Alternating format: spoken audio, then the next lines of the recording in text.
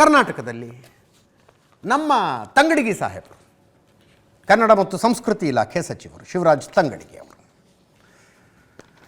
ಅವರ ಪ್ರಕಾರ ಮೋದಿ ಮೋದಿ ಅನ್ನೋರು ಕಪಾಳಕ್ಕೆ ಹೊಡಿಬೇಕಂತೆ. ಮೋದಿ ಅನ್ನೋರು ಕಪಾಳಕ್ಕೆ ಹೊಡಿಬೇಕಂತೆ. ನಾಚಿಕೆ ಆಗಬೇಕು, ಇವರು ಭಾಷಣ ಇದು. ನಾಚಿಕೆ ಆಗಬೇಕು, ಯಾವ ಮುಖ ಇಟ್ಕೊಂಡು ಓಟ್ ಕೇಳಕ್ಕೆ ಬಂದಿದ್ದಾರೆ, ಇವರಿಗೆ ಒಂದೇ ಒಂದು ಅಭಿವೃದ್ಧಿ ಕೆಲಸ ಮಾಡೋ ಯೋಗ್ಯತೆ ಇಲ್ಲ. 2 ಕೋಟಿ ಉದ್ಯೋಗ ಕೊಡ್ತೀನಿ ಅಂದರು, ಯಾರಿಗಾದರೂ ಉದ್ಯೋಗ ಕೊಟ್ರ? ಉದ್ಯೋಗ ಕೇಳಿದ್ರೆ ಪಕೋಡ ಮಾರಕ್ಕೆ ಹೋಗಿ ಅಂದರು. ಯಾರಾದರೂ ವಿದ್ಯಾರ್ಥಿಗಳು ಯುವಕರು ಮೋದಿ ಅಂದರೆ ಅವ್ರಿಗೆ ಕಪಾಳಕ್ಕೆ ಹೊಡಿಬೇಕು. ಶಿವರಾಜ್ ತಂಗಡಿಗೆ ಅವರು ಹೇಳೋದಿದ್ದು ಕೇಳಿಸ್ಕೊಳ್ಳಿ ಒಮ್ಮೆ.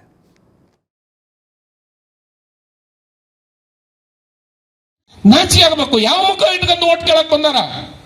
ಯಾವ ಮುಖ ಇಟ್ಕೊಂಡು ಇವತ್ತು ಓಟನ್ನ ಕೇಳಲಿಕ್ಕೆ ಇವ್ರು ಬರ್ತಾ ಇದ್ದಾರೆ. ಇವರಿಗೆ ಒಂದೇ ಒಂದು ಅಭಿವೃದ್ಧಿ ಕೆಲಸವನ್ನ ಮಾಡ್ಲಿಕ್ಕೆ ಯೋಗ್ಯತೆ ಇಲ್ಲ. 2 ಕೋಟಿ ಉದ್ಯೋಗ ಕೊಡ್ತೀನಿ ಅಂತ ಹೇಳಿದ್ರು. ಯಾರಿಗಾರು ಉದ್ಯೋಗ ಕೊಟ್ರ?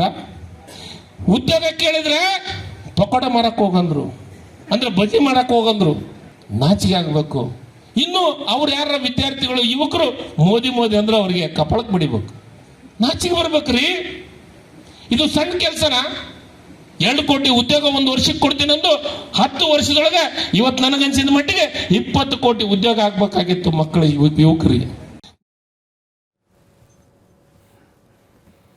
ಈ ಕಪಾಳಕ್ಕೆ ಹೊಡಿತೀನಿ ಅನ್ನೋ ವಾಕ್ಯವನ್ನು ಪಕ್ಕಕ್ಕಿಟ್ಟು ಯೋಚನೆ ಮಾಡಿ. ತಂಗಡಿಗೆ ಹೇಳಿದ್ದು ಚುನಾವಣೆಗಳು ನಡಿಬೇಕಾಗಿರೋದೇ ಹಾಗೆ. 5 ವರ್ಷ ಅಧಿಕಾರ ನಡೆಸಿದವರು ಈ 5 ವರ್ಷ ನಾವು ಇಷ್ಟು ಕಡದು ಕಟ್ಟೆ ಹಾಕಿದ್ದೀವಿ, ನಮ್ಗೆ ಓಟ್ ಕೊಡಿ ಅಂತ ಬರಬೇಕು. ಅವ್ರು ಮಾಡಿದ್ದು ಅಷ್ಟರಲ್ಲೇ ಇದೆ ಅಂತ ವಿಪಕ್ಷಗಳವ್ರು ಓಟ್ ಕೇಳಕ್ಕೆ ಹೋಗಬೇಕು. ಚುನಾವಣೆ ನಡಿಬೇಕಾಗಿದ್ದು ಹಾಗೆ. ಕೇಳ್ತಾರಲ್ಲ, 2 ಕೋಟಿ ಉದ್ಯೋಗ ಸೃಷ್ಟಿ ಮಾಡ್ತೀನಿ ಅಂದಿದ್ರಿ, ಎಲ್ಲಿ ಉದ್ಯೋಗ ಸೃಷ್ಟಿ ಮಾಡಿದ್ದೀರಿ? ಆಮೇಲೆ ಹೇಳ್ತಾರೆ, ಇನ್ನೂ ಮುಂದುವರೆದ ಸ್ಪಷ್ಟೀಕರಣದಲ್ಲಿ ಹೇಳ್ತಾರೆ, ಸ್ಮಾರ್ಟ್ ಸಿಟಿ ಮಾಡ್ತೀವಿ ಅಂದರು. ಎಲ್ಲಿ ಸ್ಮಾರ್ಟ್ ಸಿಟಿ ಇದೆ? ಕೇಳ್ತಾರೆ. ನಡಿಬೇಕಾಗಿರೋದು ಹಾಗೆ ಚುನಾವಣೆ. ಕಪಾಳಕ್ಕೆ ಯಾಕೆ ಹೊಡಿಬೇಕು? ಯಾಕೆ ಕಪಾಳಕ್ಕೆ ಹೊಡಿಬೇಕು? ಮತ್ತು ಸಮರ್ಥನೆ ಮಾಡ್ಕೋತಾರೆ ಇವರು. ಆ್ಯಕ್ಚುಲಿ ಶಿವರಾಜ್ ತಂಗಡಿಗೆ ಅವರ ಮನೆಗೆ BJP ಅವರು ಮುತ್ತಿಗೆ ಹಾಕಕ್ಕೆ ಹೋಗಿದ್ರು. ಅದೇ ಘೋಷಣೆ ಕೂಗ್ಕೊಂಡು ಮೋದಿ ಕೂಗ್ತೀವಿ ನಾವು, ನೀವು ಬನ್ನಿ ಕಪಾಳಕ್ಕೆ ಹೊಡಿ ಬನ್ನಿ, ಧೈರ್ಯ ಇದೆ. ಚಿಕ್ಕಮಗಳೂರಿನಲ್ಲಿ ನಮ್ಮ ಇಂಧನ ಸಚಿವ ಜಾರ್ಜ್ ಅವರಿದ್ರು. ಅವರ ಕಾರಿಗೂ ಹಿಂಗೆ ಮುತ್ತಿಗೆ, ಮೋದಿ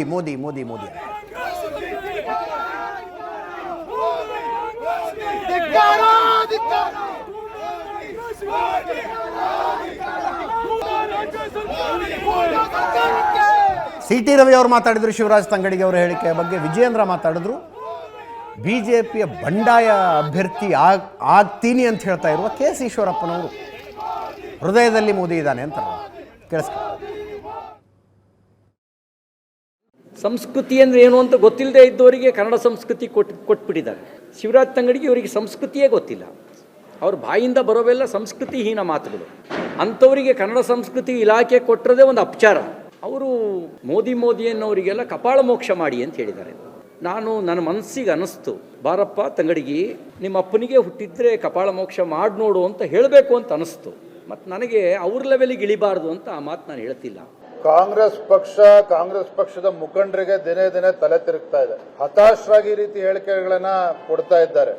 ಏನು ಮುಂದಿನ ಲೋಕಸಭಾ ಚುನಾವಣೆಯಲ್ಲಿ 18-20 ಸ್ಥಾನಗಳನ್ನ ಗೆಲ್ತೇವೆ ಅನ್ನೋ ಭ್ರಮೆನಲ್ಲಿದ್ದು ಕಾಂಗ್ರೆಸ್ ಪಕ್ಷದವರು ಯಾವುದೇ ಒಬ್ಬ ಸಚಿವ ಚುನಾವಣೆ ನಿಲ್ಲೋದಕ್ಕೆ ತಯಾರಾಗಲಿಲ್ಲ. ಲೋಕಸಭಾ ಚುನಾವಣೆಯಲ್ಲಿ ಇವ್ರಿಗೆ ಯಾವ ಉತ್ತರವನ್ನ ಕೊಡಬೇಕು, ರಾಜ್ಯದ ಪ್ರಜ್ಞಾವಂತ ಮತದಾರರು ಉತ್ತರವನ್ನು ನೀಡ್ತಾರೆ. ಮತ ಎಣಿಕೆ ಆದಾಗ ಗೊತ್ತಾಗ್ತದೆ ಯಾರ್ಯಾರಿಗೆ ಕಪಾಳ ಕೊಡಿದ್ದಾರೆ ಅಂತಕ್ಕಂಥದ್ದು ಗೊತ್ತಾಗ್ತದೆ ಅವರಿಗೆ. ಅವನೊಬ್ಬ ಅಯೋಗ್ಯ. ಶಿವರಾಜ್ ತಂಗಡಿಗೆ ಮಂತ್ರಿ ಆಗಕ್ಕೆ ಅವನು ಅಯೋಗ್ಯ. ಮೋದಿನ ಅಂತಾರಾಷ್ಟ್ರೀಯ ನಾಯಕರವರು, ವಿಶ್ವನಾಯಕ ನರೇಂದ್ರ ಮೋದಿಗೆ ಕಪಾಳ ಕೊಡಬೇಕು ಆ ಮೋದಿ ಅಂತ ಹೇಳಿದವರಿಗೆ ಇಂಥ ಮಂತ್ರಿನೂ ಇಟ್ಕೊಂಡಿದ್ದಾರಲ್ಲ. ಇಲ್ಲ ಅವ್ನು ರಾಜೀನಾಮೆ ಬಿಸಾಕ್ಲಿ, ಇಲ್ಲ ಸಿದ್ದರಾಮಯ್ಯ ಅವ್ರನ್ನ ಕಿತ್ತು ಬಿಸಾಕ್ಲಿ, ಇಲ್ಲ ಅಂದ್ರೆ ರಾಜ್ಯ ಜನ ಸಿದ್ದರಾಮಯ್ಯನ ಸರ್ಕಾರನೇ ಕಿತ್ತು ಬಿಸಾಕತ್ತೆ.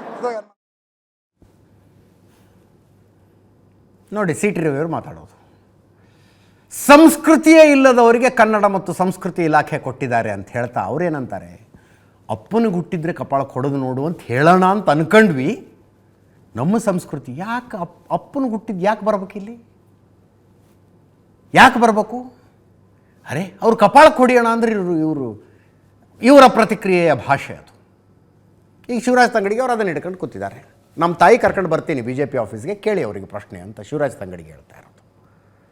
ಕೇಳಿಸ್ಕೊಳ್ಳಿ. ಇನ್ನೊಮ್ಮೆ ನಾನು ಮಾಡಿದ ಭಾಷಣನ ಪೂರ್ಣ ಪ್ರಮಾಣದೊಳಗೆ ಕೇಳಿ ಅದಕ್ಕೆ ಉತ್ತರ ಕೊಡಿ. ಮೋದಿಯವರು ಈ ದೇಶದ ಪ್ರಧಾನಮಂತ್ರಿ ಆದರೆ 1 ವರ್ಷಕ್ಕೆ 2 ಕೋಟಿ ಉದ್ಯೋಗ ಕೊಡ್ತೀನಿ ಅಂತ ಹೇಳಿದ್ದು ಸತ್ಯ ಅಲ್ಲ? ಕೊಟ್ಟರೆ ಉದ್ಯೋಗ ಯುವಕರಿಗೆ?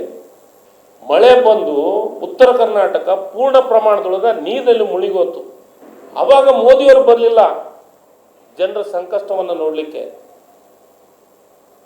ಈಗ ಚುನಾವಣೆಗೆ ಮೋದಿಯವರು ಬಂದ್ಬಿಟ್ರೆ ಕೇಳಿಬಿಡ್ತಾರ? ಅದಕ್ಕೆಲ್ಲ ಒಂದು ಕಡೆ ನಮ್ಮ ಯುವಕರನ್ನ ಹಾದಿ ತಪ್ಪಿಸುವಂಥ ಕೆಲಸ ಮಾಡ್ತಾ ಇದ್ದಾರೆ. ನಾನೊಬ್ಬ ಹಿರಿಯ ಅಣ್ಣನಾಗಿ, ಒಬ್ಬ ತಂದೆ ಆಗಿ, ಒಬ್ಬ ಕಾಕನಾಗಿ, ಚಿಕ್ಕಪ್ಪನಾಗಿ ಉತ್ತರ ಕರ್ನಾಟಕ ಭಾಷೆಯೊಳಗೆ ನಾನು ಮಾತಾಡಿದ್ದೆ. ನಾನು ಕೇಳಿದ್ದು ತಪ್ಪೇನಿದೆ ಇದರೊಳಗೆ? ಇವತ್ತು ನನ್ನ ವಿರುದ್ಧ ಸ್ಟೇಟ್ಮೆಂಟ್ ಕೊಡುವಂಥ ಸನ್ಮಾನ್ಯ CT ರವಿಯವರು ನನಗೊಂದು ಮಾತು ಹೇಳಿದ್ದಾರೆ, ಅವ್ರ ಅಪ್ಪ ಹುಟ್ಟಿದ್ರೆ ಅಂತ. ನೀವು ಯಾರು ಹುಟ್ಟಿದ್ರಿ, ಏನು ಹುಟ್ಟಿದ್ರಿ ಅಂತ ನಾನು ಹೇಳ್ಬೋದಾಗಿತ್ತು. ನನಗೆ ನಿನ್ನಷ್ಟು ಕೆಟ್ಟ ಲೆವೆಲ್ದಾಗ ಕೆಳಗಿಳಕ್ಕೆ ನಾನು ಇಷ್ಟಪಡಂಗಿಲ್ಲ. ನನ್ನ ತಾಯಂದ್ರಿಗೆ ಗೊತ್ತಿರುತ್ತೆ, ನಿನ್ನ ತಾಯಂದ್ರಿಗೆ ಗೊತ್ತಿರುತ್ತೆ ಯಾರು ಹುಟ್ಟಿದ್ದಾರೆ. ಅಷ್ಟು ಮಿಕ್ಕಿ ಹುಟ್ಟಿದ್ದ ಬೇಕು ಅಂತ ನಿಮ್ಮ ತಲೆಯಾಗಿದ್ರೆ ನನ್ನ ತಾಯಿನ ಕರ್ಕೊಂಬರ್ತೀನಿ BJP ಪಕ್ಷದ ಆಫೀಸಿಗೆ. ಎಂದು ಡೇಟ್ ಕೊಡ್ತೀರಿ ಕೊಡ್ರಿ. ಯಾರಪ್ಪ ಹುಟ್ಟಿದ್ದು ಅಂತ ಕೇಳೋದು. ಇವರು ಸಂಸ್ಕಾರವಂತರು, ಇವ್ರ ಸಂಸ್ಕಾರ ನಮ್ಗೆ ಗೊತ್ತಿಲ್ಲ. ಮೋದಿಯವರು ಈ ದೇಶದ ಪ್ರಧಾನಮಂತ್ರಿಗಳು, ನಮ್ಗೆ ಅದು ಸಂಸ್ಕಾರ ಇದೆ, ಇವರಿಂದ ಕಲಿಯೋಂಥ ಅವಶ್ಯಕತೆ ನನಗೇನಿಲ್ಲ. BJPಗ ಸಂಸ್ಕಾರ ಏನಂತ ನನಗೆ ಗೊತ್ತಿದೆ.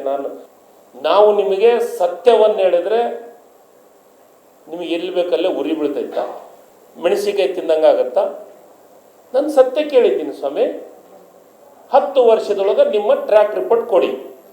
ಮತ್ತು ನಾನು ವಿರೋಧ ಪಕ್ಷದವನಾಗಿ, ನಿಮ್ಮ ಪಕ್ಷದ ಕಾಂಗ್ರೆಸ್ ಪಕ್ಷದವನಾಗಿ ನಿಮ್ಮನ್ನು ಆಡಿ ಹೊಗಳ್ಳ?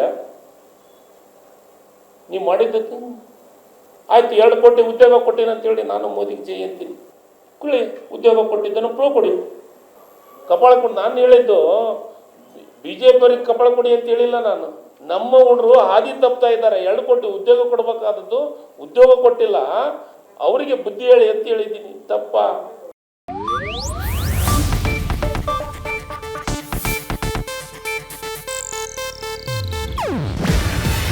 ಇದು ಏಷ್ಯಾನೆಟ್ ನ್ಯೂಸ್ ನೆಟ್ವರ್ಕ್ ಪ್ರಸ್ತುತಿ. ನೀವು ನೋಡ್ತಿದ್ದೀರಾ ಏಷ್ಯಾನೆಟ್ ಸುವರ್ಣ ನ್ಯೂಸ್.